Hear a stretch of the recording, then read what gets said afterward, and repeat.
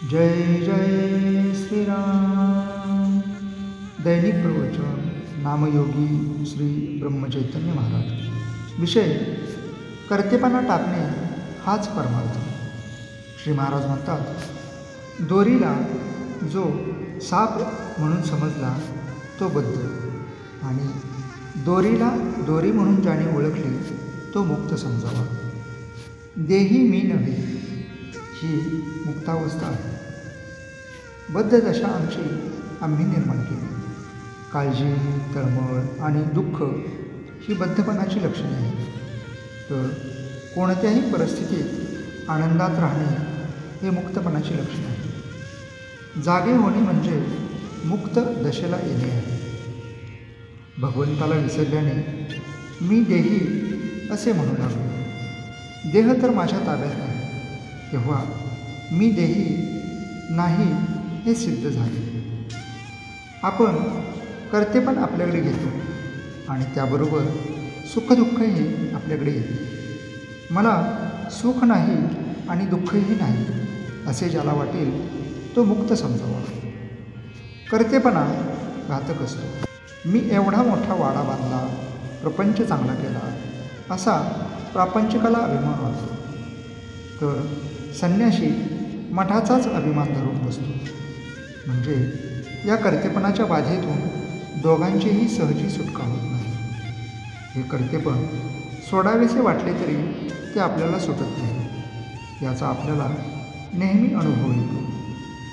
भगवंताचे अस्तित्व पटल्यानेच कर्तेपणा कमी होतो।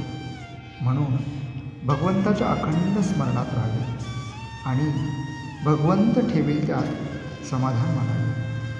भगवंताच्या स्मरणाशिवाय जिथे आपल्याला सुख होते तो विषय समजावा। विषयाच्या संगतीत परमात्म्यापासून वेगळे असणे याचे नाव प्रपंच, आणि परमात्म्याच्या संगतीत विषयात राहणे याचेच नाव परमार्थ।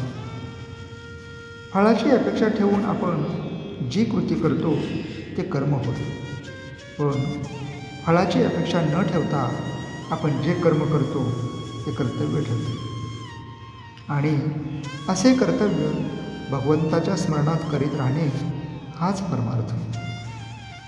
हे करीत असताना भगवंताला दृष्टीआड न होऊ देणे याचेच नाव अनुसंधान होय। समजा आपण एखादे चांगले पुस्तक वाचत बसलो आहोत। इतक्यात आपल्या पायाला एक मुंगी चावली। त्याची जाणीव आपल्याला कशी चटकन होते, ती जाणीव सर्व शरीरभर व्यापून असते। त्याचप्रमाणे भगवंताच्या अनुसंधानाने प्रपंचाला व्यापून ठेवले पाहिजे। प्रपंचातला कोणताही उद्योग करताना अनुसंधान टिकवावे, अनुसंधानाचा अभ्यास करावा। भगवंताचे अनुसंधान आपल्याला भगवंताकडे घेऊन जाते। मी अनुसंधान टिकवीन असा मनाचा निश्चय करावा। आजचे बोधवचन: आपल्या कर्तव्याला न विसरावे, भगवंताचे अनुसंधान राखावे। जय जय श्रीराम।